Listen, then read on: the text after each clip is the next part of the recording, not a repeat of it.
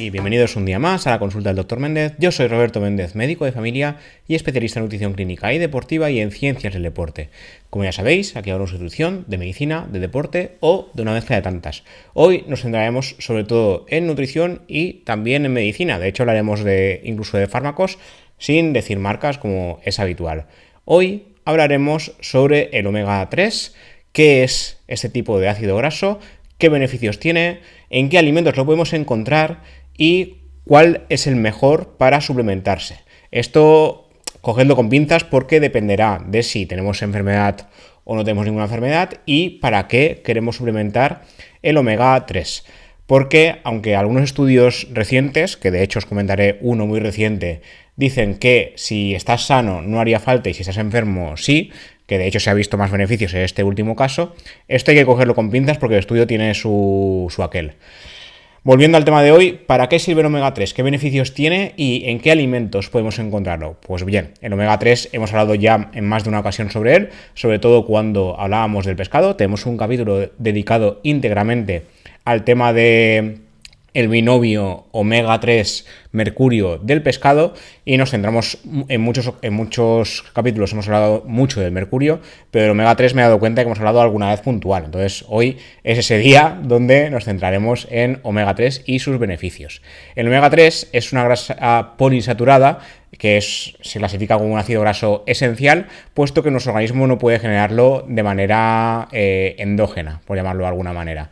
El omega 3 tiene muchas funciones, sobre todo a nivel cardiovascular y cerebral, pero no son las únicas. A nivel cardiovascular, el omega 3 puede ayudar a reducir el riesgo de enfermedad cardiovascular al disminuir los niveles de triglicéridos, pero también la presión arterial, además de reducir la formación de placas ateroscleróticas en las arterias.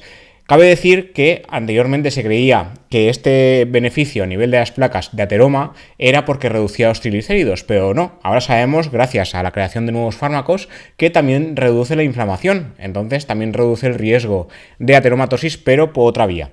Luego a nivel cerebral los ácidos grasos son componentes cruciales de las membranas celulares y esto a nivel cerebral tiene mucha importancia porque se ha demostrado que tiene un efecto beneficioso a nivel de función cognitiva, reduciendo el riesgo de enfermedad neurodegenerativa como el Alzheimer.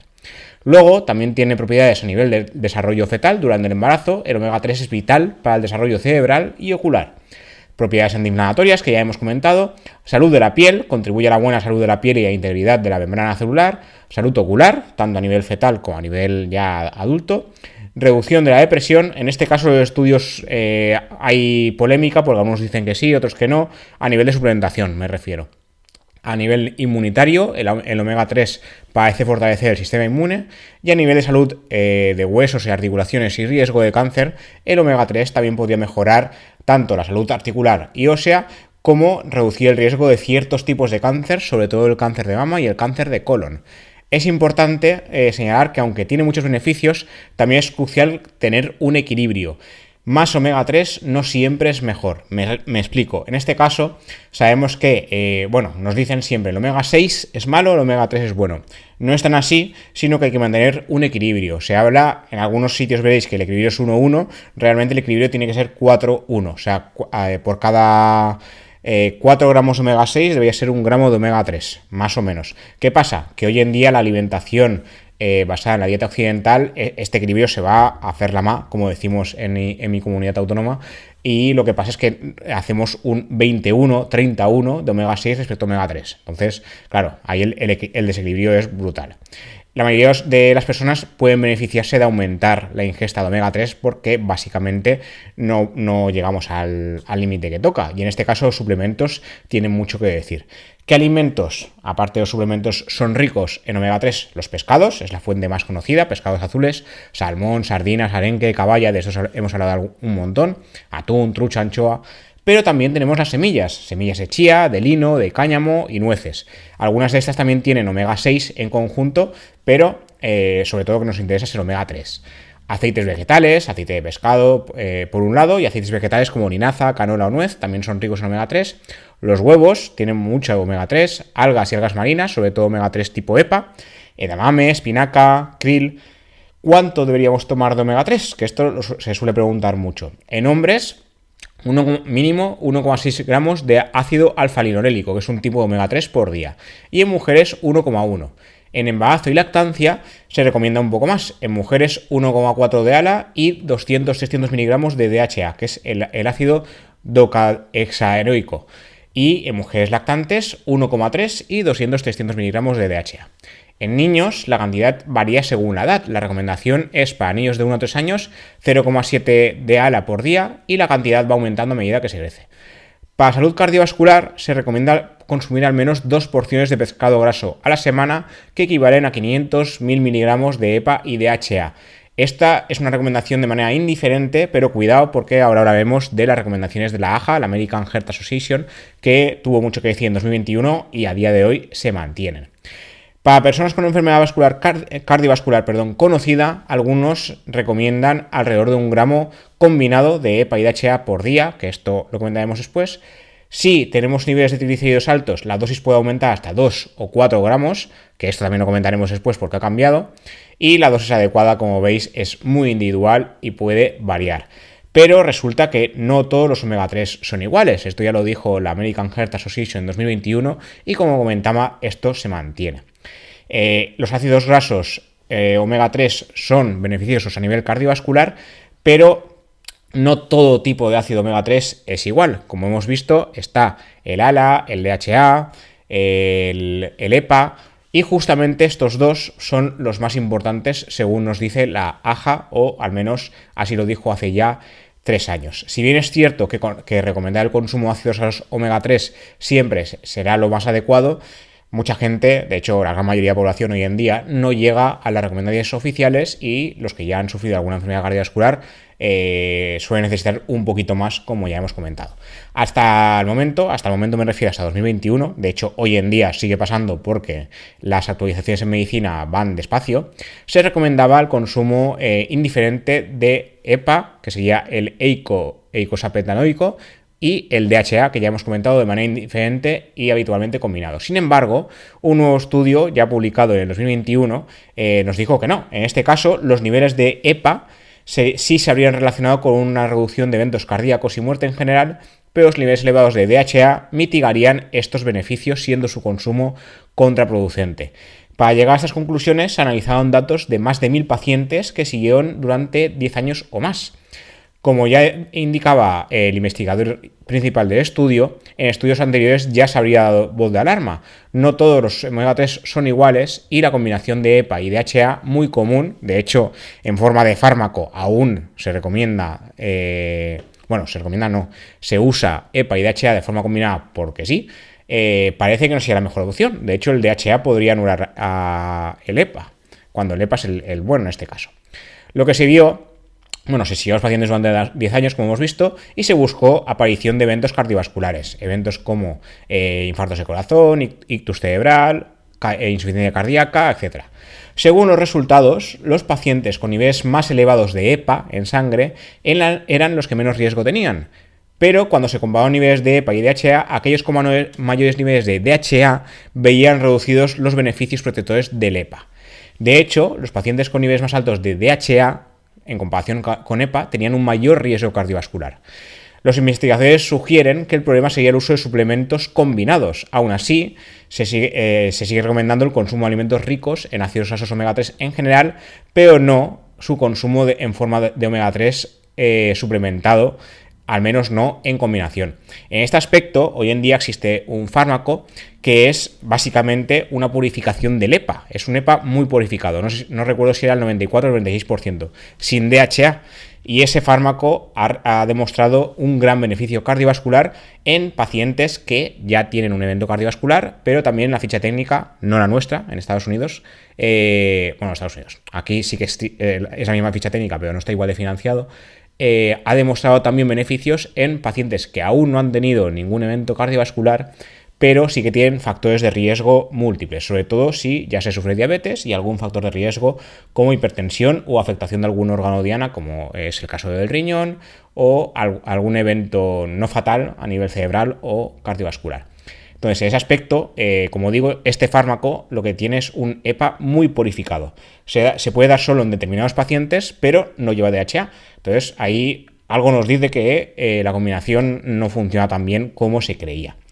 Y para terminar el capítulo de hoy, que no quiero alargarlo mucho, que en el último ya me enrollé mucho, ¿qué pasa con el tema de los suplementos en pacientes sanos? Bueno, la mayoría de estos suplementos omega 3 se hacen a partir de aceite de pescado.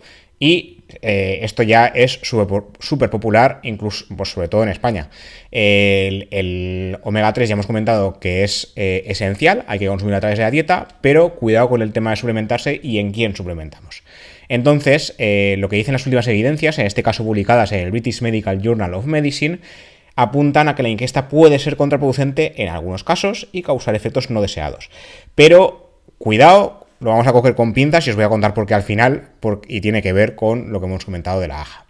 Según los autores del estudio, el consumo habitual de suplementos a base de aceite de pescado aumentaría en lugar de reducir el riesgo cardio y cerebrovascular en personas con buena salud. Sin embargo, sí retrasan la progresión de enfermedad cuando ya se ha sufrido un evento. El aceite de pescado se aconseja como consumo preventivo dietético con el objetivo de reducir enfermedad cardiovascular y cerebrovascular, como hemos comentado. Ya existen fármacos derivados de estos ácidos grasos, de hecho hay fármacos que son puro omega 3, son combinaciones de EPA y DHA y no se da como suplementación preventiva, sino como fármaco para pacientes que ya tienen triglicéridos muy elevados, que hemos comentado. Pero luego están los fármacos como el que os he comentado, que es el EPA muy purificado y se da solo, en España de momento, solo en pacientes que ya han tenido algún evento, ¿vale? Esto es un poquito ir más allá, es un fármaco bastante nuevo actualmente. Bueno, la cuestión es que en el estudio lo que se ha visto es que el beneficio sería en aquellos pacientes que sí que han sufrido el evento. Bueno, aquí lo que se vio es que la evidencia sobre la protección en personas sanas o con bajo riesgo no serían susceptibles de suplementarse. En este caso, analizaban la asociación entre suplementos de aceite de pescado y casos de fibrilación auricular, que es un tipo de arritmia, infarto de corazón, ictus cerebral, insuficiencia cardíaca y muerte. Se evaluó el efecto potencial de consumir suplementos sobre el riesgo de progresar de una buena salud, etapa primaria, personas sanas, hacia una fibrilación auricular, sería una etapa secundaria, esto según el estudio, eventos cardiovasculares importantes como infarto de corazón o ictus cerebral, etapa terciaria, o muerte, que sería la etapa final.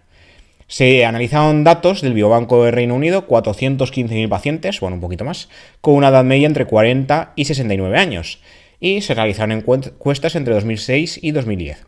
Se recopiló información básica, incluyendo ingesta habitual de pescado azul y no graso, pescado blanco, y también suplementos. Y el seguimiento duró hasta el marzo de 2021 o hasta que el paciente falleció. Según los datos estudiados, casi un tercio de los participantes consumían habitualmente suplementos.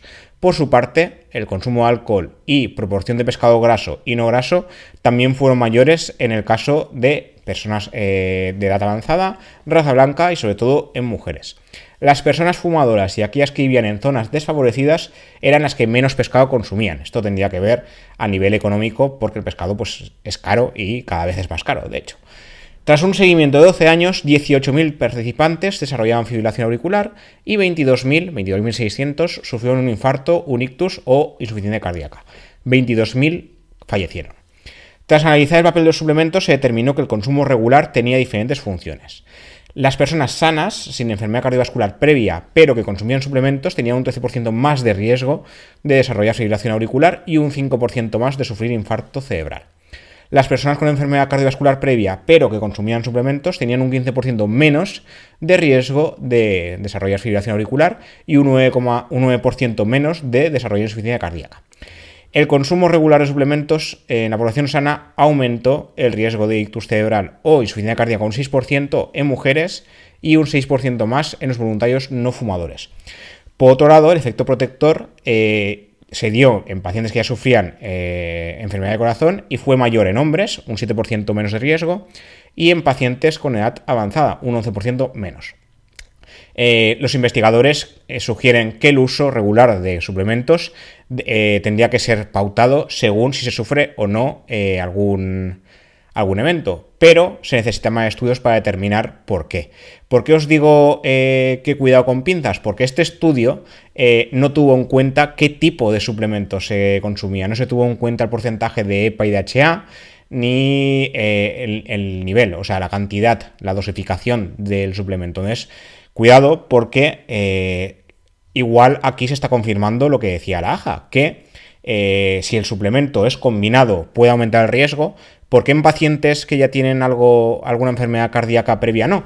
Porque, quieras que no, aún toman más EPA que antes de no tomar el suplemento. Aunque tomen una combinación de EPA y DHA, igual el DHA no sería suficientemente potente para contrarrestar los buenos beneficios del EPA. Entonces, algo es algo en este caso. ¿Y por qué en población sana aumentaría el riesgo? Porque igual esa suplementación combinada o si es mayor de DHA sería perjudicial. Entonces, cuidado porque el estudio no tuvo en cuenta qué tipo de suplementación hacían. Solo era suplemento de omega 3 basados en aceite de pescado. Aquí, por eso digo que habría que cogerlo con pinzas, pero el estudio lo que dice es eso, que cuidado si se es persona sana o no, porque si se tiene alguna enfermedad cardiovascular, los suplementos omega 3 sí que han demostrado beneficios, en este estudio y en muchos otros, y si se es sano, se supone que no, pero como digo, dependería, porque igual en este caso habría que analizar si el suplemento lleva más EPA o más DHA, y si lleva más EPA, según la AJA por lo menos, sería más beneficioso en general. Y nada, esto es todo lo que os quería contar por hoy. Como siempre, gracias por ver esto si lo veis en YouTube y gracias por escucharlo en todas las plataformas de podcast a través de Cuonda hacia el resto. Spotify, Apple Podcast, Amazon Music, Pocket Cast, el que queráis. Nos vemos y nos escuchamos en siguientes episodios. Hasta la próxima.